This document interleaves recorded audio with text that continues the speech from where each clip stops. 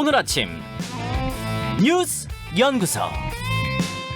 오늘 아침 뉴스의 맥을 짚어드리는 시간 뉴스연구소. 오늘도 두 분의 연구위원 나오셨어요. CBS 박초롱 기자, 뉴스톱 김준일 대표, 어서 오십시오. 안녕하세요. 예, 오늘 월요일 아침 어떤 뉴스부터 좀 분석을 해볼까요? 네, 여야 대치 산 넘어 산. 이제는 이성윤, 김호수 논란으로 불이 붙었다입니다. 네. 지금 그 인사청문 갈등으로 전국이 지금 얼어붙어 있잖아요. 네. 근데 지금 친정권 인사로 평가받는 김호수 검찰총장 후보자 지금 청문회 시한이 이번 달 말로 지금 다가왔거든요. 그 국민의힘이 이번에는 그 국회 법사위원장 자리 지금 비어 있는데 이 자리를 국민의힘에 달라. 그리고 이것과 김 후보자 인사청문회 일정을 연계를 하겠다. 그러니까 법사위원장 문제를 마무리 지어야 그 다음 절차를 집행해 나갈 수가 있다라고 이제 지금 김기현 원내대표가 얘기를 했거든요. 예, 예.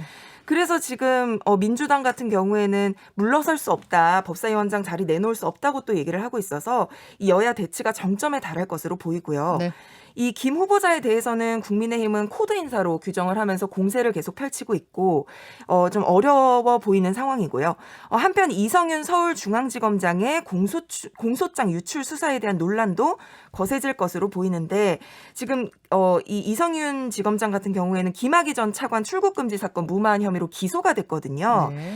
근데 지금 이 공소장이 유출이 됐다는 거예요. 그러면서 김학의 전 차관 사건에 뭐 조국 전 민정수석 등 지금 청와대 전현직 관계자가 거론이 되면서 논란이 일고 있는데 여기에 대해서 여야가 보는 시각이 좀 다르거든요.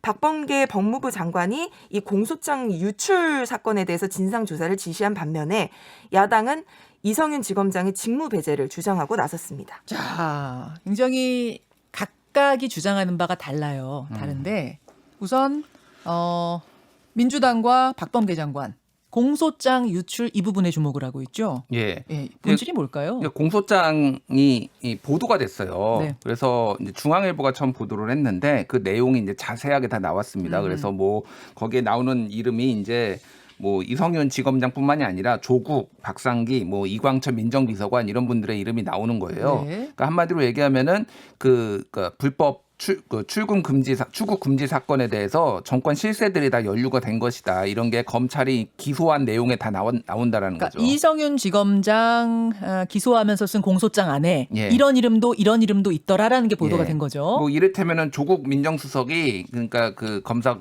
이규원 검사가 해외 연수 가니까 이거 좀 잘 처리해라 뭐 이런 식으로 얘기를 했다라는 내용 뭐 이런 것들이 이제 나오는 거죠. 이거에 대해서 이제 박범계 장관이 네. 이거는 공소장이 사전에 유출됐다. 이건 피의사실 유출이다라는 취지로 감찰을 지시를 한 거예요. 대검찰청에. 근데 지금 이게 어디에 있냐면은 그 이프로스라고 불리우는 그 거기 안에 이제 수사결정 시스템에 이제 올라가는 거예요. 이게 자동 공소장이 나오면은 거기에 올라갑니다. 그냥. 예, 예. 그러니까 그래서 원하면은 그 안에 이제 직원들 검찰 관계자들이 다 볼 수가 있는 거예요. 그렇죠. 원칙적으로는 자기 수사와 관련된 것만 볼 수 있는데 지금 뭐 언론 보도에 따르면 한 100명 정도 봤다고 합니다. 이게 워낙 초유의 검찰의 관심사니까.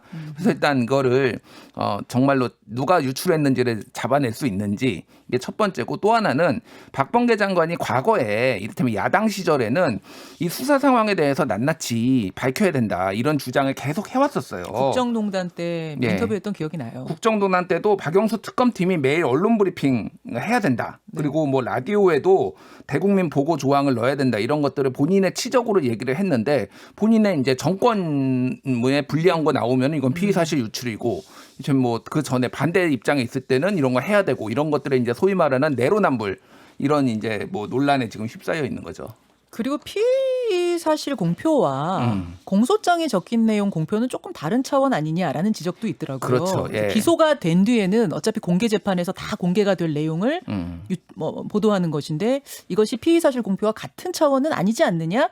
이제 이런 지적도 있던데 이 이야기는 잠시 후에 더불어민주당 김영배 최고위원 연결할 거니까요.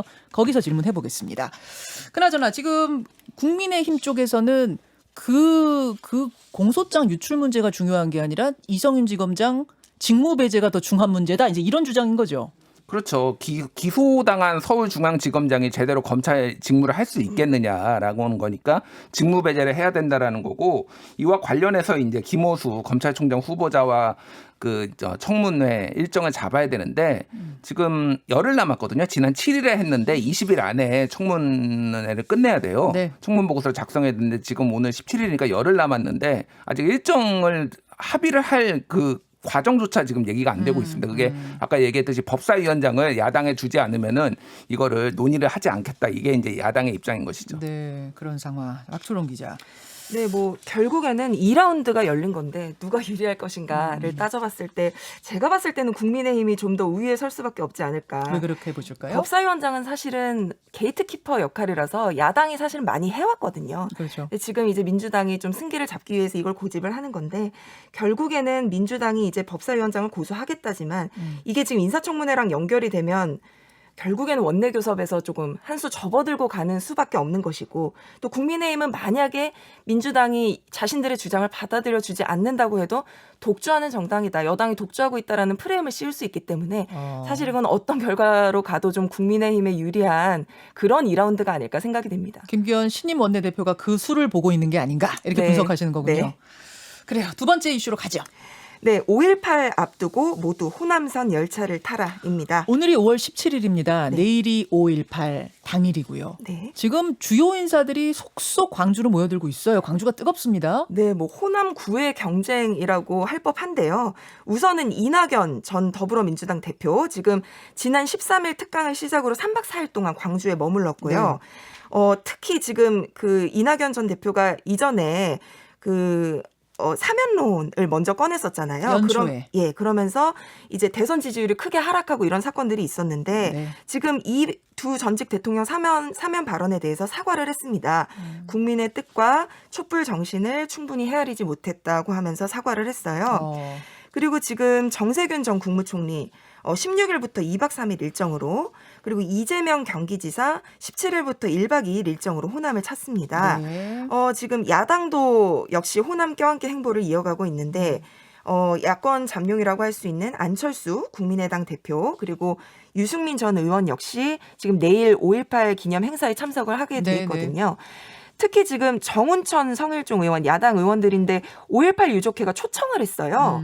그래서 사상 처음으로 보수 정당으로서 지금 민주화운동 추모제에 참석을 하게 되거든요. 왜 이 두 사람인가 저는 그게 궁금하던데. 정운천, 성일종 두 의원은 공식 초청을 받은 거예요, 유족들의. 그동안 노력을 많이 했다 이런 부분을 보는 거죠, 유족들이. 예, 그렇죠. 사실 야당 예전에 이제 김종인 전 비대위원장 같은 경우에는 가서 무릎을 꿇는 모습도 보여주기도 했으니까 여러 가지 이제 쌓아왔던 것들이 지금 좀 마음을 좀 녹인 것이 아닌가 이런 분석들이 좀 나오고 있거든요. 그런 행보의 그러니까 중간다리 역할을 제가 알기로는 성일종 의원, 정운천 의원이 많이 한 걸로 알아요. 그런 노력들을 유족들이 인정한 것 같습니다. 그래서 공식적으로 오십시오 초청 받았어요. 네.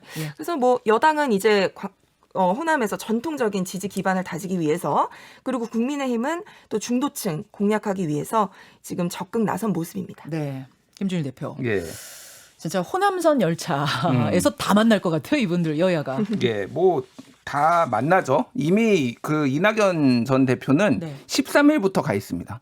아, 그래요? 예. 그래서 이미 며칠 동안 쭉 지금 있는 상황이에요. 왜냐하면 거기가 이제 전남 영광 출신으로, 그리고 전남에서 4번이나 국회의원을 하고 도지사까지 했죠. 전남도지사. 네. 그러니까 정치적 고향입니다.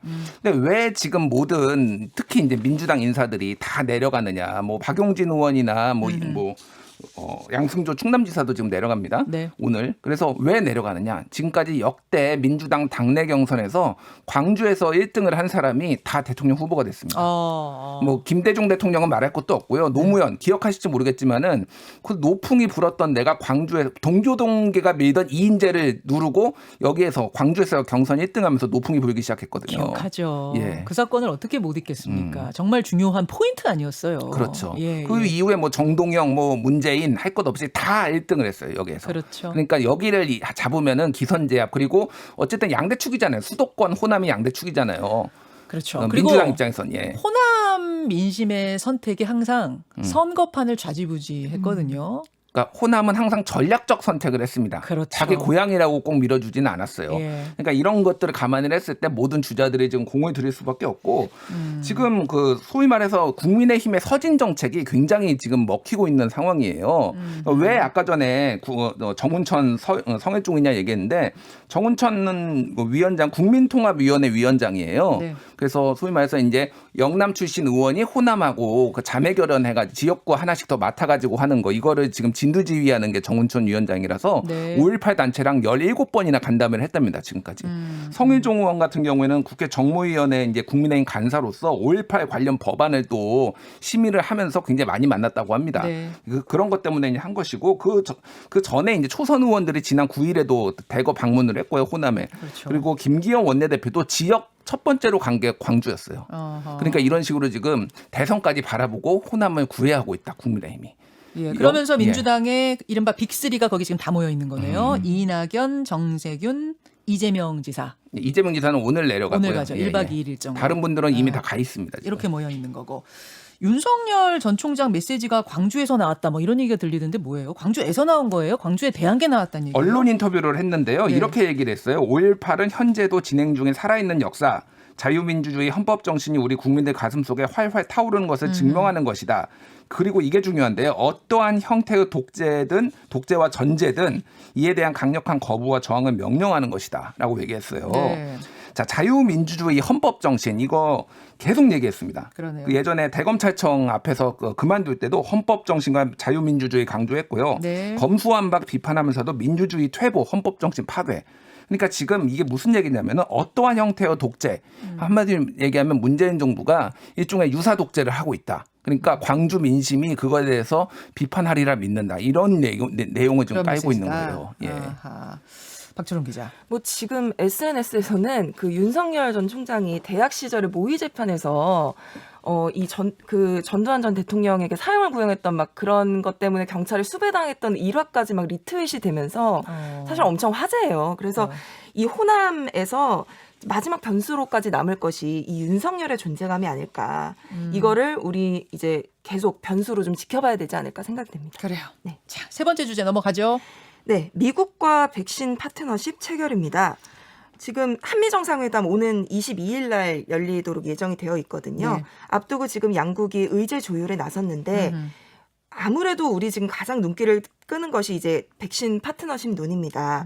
그 상대적으로 부족한 상반기 백신 물량을 늘리기 위해서 우리 정부가 미국 정부랑 그동안 계속 협의를 해왔거든요. 네. 그래서 지금 분위기는 형성돼 있어요. 지금 뭐 해리스 부통령 같은 경우에 뭐 백신 지원 문제를 우선순위로 논의를 하고 있다 이런 식으로 얘기를 한 방안도 있고 방안들도 좀 구체적으로 여러 가지 나오고 있거든요. 예. 뭐 살펴보면 백신 스와프 일단 미국이 넉넉하게 확보한 상반기 백신 물량을 우리가 먼저 빌려오고 그다음에 하반기에 우리가 도입한 물량을 다시 돌려주는 그런 방식. 그리고 뭐 미국의 어떤 백신 원천 기술을 이전받아서 국내 기업이 생산하는 협력 방안 이런 것들이 좀 구체적으로 논의가 되고 있고요. 근데 외교 관계라는 건 항상 받는 게 있으면 주는 게 있어야 되는 거잖아요. 그쵸. 우리는 항상. 어떤 선물 보따리 그런 카드를 가지고 갑니까? 기브앤테이크인데 사실 우리도 미국이 좀 호쾌할 만한 카드를 가지고 있어요. 지금. 뭐예요? 그 반도체 공급망인데 그렇죠, 반도체. 예, 지금 바이든 부통령 같은 경우에는 그 임기 초부터 이 자체적인 반도체 기술에 대해서 굉장히 많이 강조를 해왔었거든요. 그러니까 그 기조와 좀 힘입어서 지금 미국이 요청하는 자국 주도의 반도체 공급망 이거를 대응 카드로 들고 있는 것인데 결국에는 지금 뭐 우리나라 4대 기업이 미국에 지금 들고 가는 그 선물 보따리가 한 40조 원 정도에 이른다고 하거든요. 뭐 적은 건 아니죠. 한국이 바라는 건 백신, 미국이 바라는 건 반도체. 맞습니까, 김준일 대표? 그렇죠. 예, 우리가 지금 백신이 급하죠. 그래서 뭐 여러 가지 방안이 나오고 있는데 백신 스와프 같은 경우에는 당장에는 이루어지지 않을 것이다. 왜냐하면 한국이 그렇게 한국 내부에서는 급하지만은 다른 나라와 비교했을 때 엄청 뒤떨어진 게 아니기 때문에 미국 내 기류는 그래서 뭐 지난 13일에 해리스 부통령도 한국 앤디 김 하원 의원하고 만나가지고 현재까지 한국에 대한 백신 지원 계획은 없지만 필요성에는 공감한다. 이 정도 입장을 보였어요. 다만 이제 지금 한국에서 위탁 생산하는 문제. 그래서 지금 모더나가 네. 모더나를 지금 삼성 바이오로직스에서 생산하는 것에 대해서 지난 주말에 얘기가 나왔거든요. 근데 그게 이제 아예 삼성은 공식적으로 부인을 했는데 다만 이 부인이 화이자 부인했을 때는 사실이 아니다라고 한 게 아니라 추후에 다시 밝히겠다. 이렇게 얘기를 했으니까 모더나는 왜 그러냐면은 미국 정부의 돈을 받았기 때문에 그렇죠. 개발할 때 그래서 그렇죠. 미국 정부의 입김이 들어가요. 예, 그러니까 예. 이게 다 지금 같이 지금 움직이고 있는 거 아니냐. 그리고 아까 얘기했듯이 국내 기업들은 40조 원 지금 반도체 미국에 투자할 것이다. 여기 얘기가 딜이 나오는 거죠 지금. 이런 분위기 보면서 한미 정상회담 여러분 뉴스 쫓아가시면 될 것 같습니다. 두 분 수고하셨습니다. 감사합니다. 김현정의 뉴스쇼는 청취자 여러분의 참여로 이루어집니다. 트위터, 페이스북, 레인보우 게시판, 그리고 단문 50원, 장문 100원의 유료 문자 샵 1212, 우물정 1212 통해 참여하실 수 있습니다. 김현정의 뉴스쇼 여러분과 함께 만듭니다.